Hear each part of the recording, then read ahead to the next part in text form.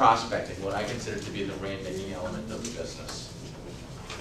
Okay, so if you believe, as I do, that sales is about solving people's problems and meeting people's needs, you need to get out there and meet with people so you can solve their problems and meet their needs, and hence bring them on as clients.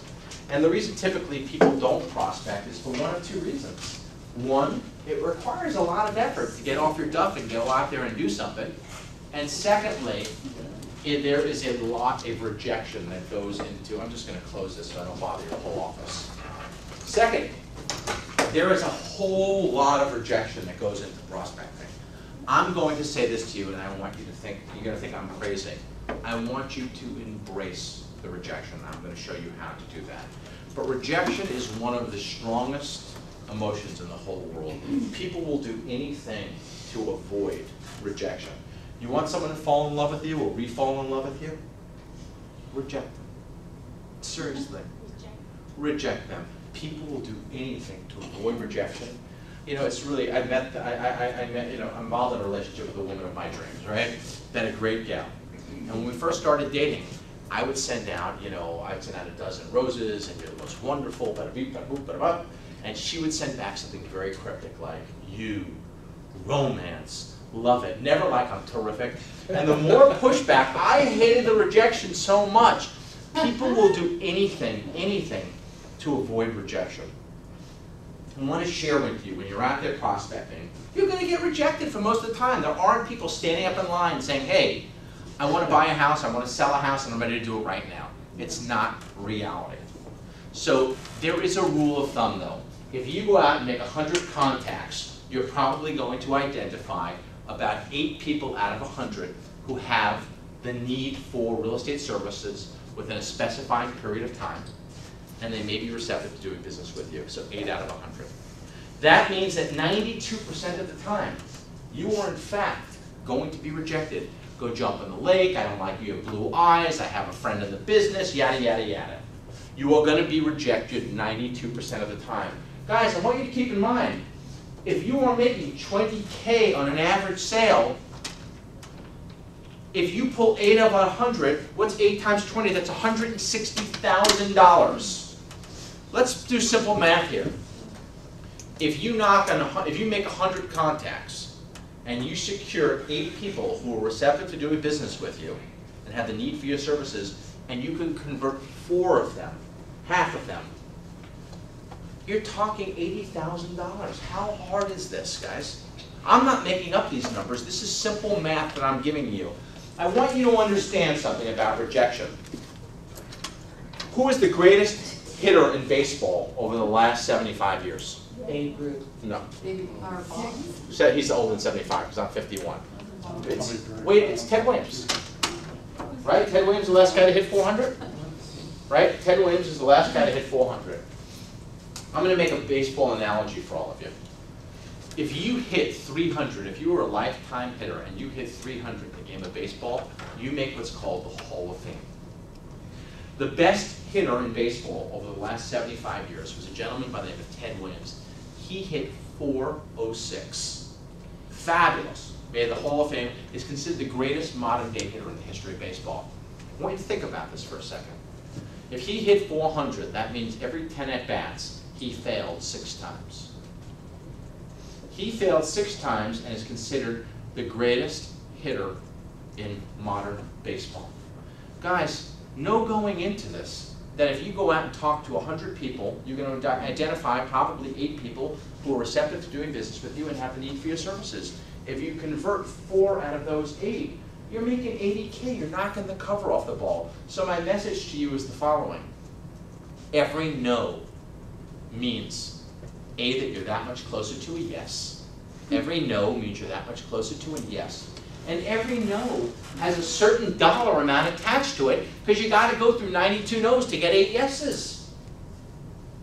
Make sense what I'm saying? You have to go through 92 no's to get 8 yeses. So when you say to me, Eric, my business fell off, it doesn't have to. If you will simply take action and go out there and prospect, you will be successful. If you will simply stick to prospecting 25% of the day, that's on your calendar, of your work day. 25% of that will be spent calendar. So what are the different ways of prospecting? So we talked about this a little, and I'm going to role play with you. When you are out there prospecting, you are looking to build an audience that's receptive to doing business with you, has a need for your services, and they're going to be a part of your database. The questions that you're going to ask, called qualifying questions, are going to be your gatekeeper. Nobody is getting into that database unless they have earned the right, because you are an absolute professional who runs your business just like your CPA or your accountant, and you're not going to waste the time, you're not going to put forth the effort, and you're not going to spend money on people that don't have the need to do business with you and who aren't receptive. You are not going to grant that people. You are not going to be taken advantage of. How do you ensure that happening? By having the right qualifying questions. If they don't ask them properly, they do not become a part of your database. Does that make sense? Someone has to earn the right, because the last time I checked in real estate, you're not getting compensated until the close of escrow, right? All you're doing is you're giving it away. You're giving away free information. You're providing information. You're providing valuation. You're talking about things that people care about, the value of their home, or if they're making a purchase, the biggest purchase they're going to make. Don't waste your time with people who are not seriously interested in potentially doing business with you. So when you're out prospecting, they must properly qualify. So how can you prospect? So there are different methods of prospecting. I talked about this before. Expired listings. I made hundreds of thousands of dollars in expired listings. I believe it is always better to go out to the property and get face-to-face with somebody. And we're going to role play. Will you role play with me? Sure. Okay. So I would go out to a door. I would have my listing packet in my Federal Express envelope. My marketing materials. In the event they were there, I would simply have a dialogue. In the event that they were not there, I would use the Federal Express envelope, put my marketing materials, and lean it butt it up against the door so that they would open it. When I went out to a home and met with an expired, I wanted to get face-to-face because, again, I think it penetrates them and it distinguishes you from everybody else. You would put forth the time and the effort to actually go out there and make a face-to-face contact. And the dialogue should go something like this. Ready? Hi, my name is Eric. I'm at Better Homes. I'm sorry to disturb you, so it's got an apologetic tone to it. But your home is important enough that I wanted to come out here and meet you face to face and inquire, are you still interested in selling your home? I am. Make it hard. No.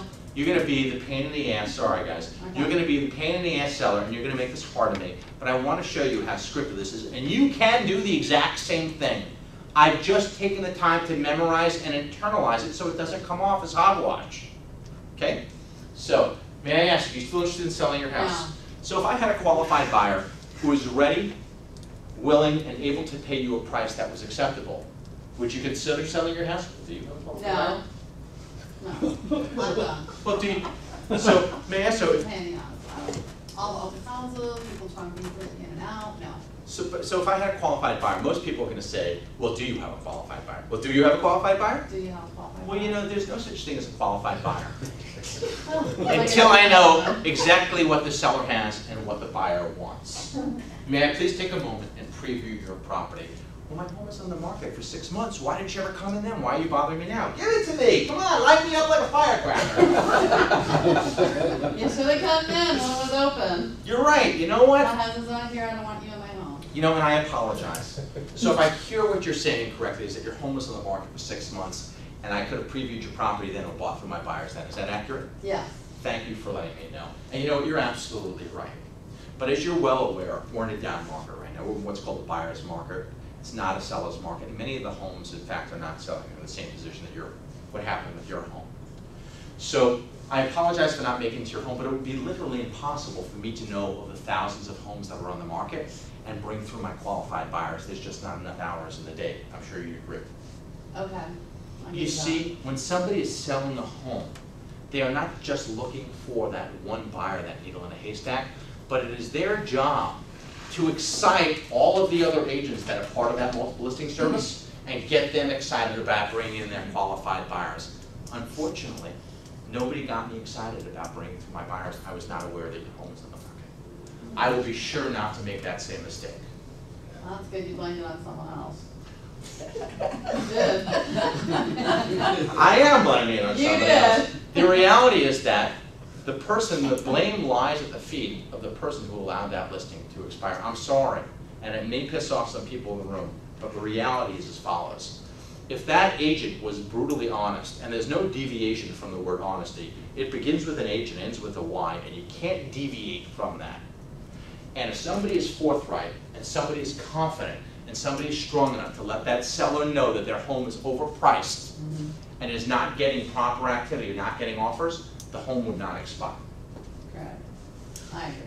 Okay? So, ma'am, so if in fact I can sell your home for the most amount of money and get it sold quickly because we're in a down market, and the longer your home is on the market, the longer you're losing equity and your listing's becoming stale, and I have this be a smooth and successful transaction, may I earn your business? Well, where's your buyer? As I said, there's no such thing as a qualified buyer until I know exactly what you have and what my buyers want. But what I would like to do is go through your home and have the opportunity to talk to you about it, the professional services I provide, and see if it would benefit you and your family.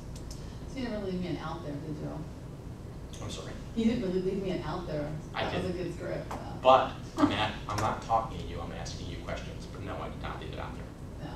All I did is close her by asking her questions. You see, the more you talk at somebody, the more you lose your audience. So if I sat up here and I just talked at you, I don't know if you know this, and it probably happens it's probably habitual by now. I'm constantly walking around the room, touching, making eye contact, and asking questions to ensure that all of you are engaged. You see, if I just sat up here without any emotion and talked at you blindly for 2 hours, I would have lost you a long time ago. I've already taken up 2 hours. Every time you see this lady, can't take it anymore. I'm just kidding. I'm just kidding.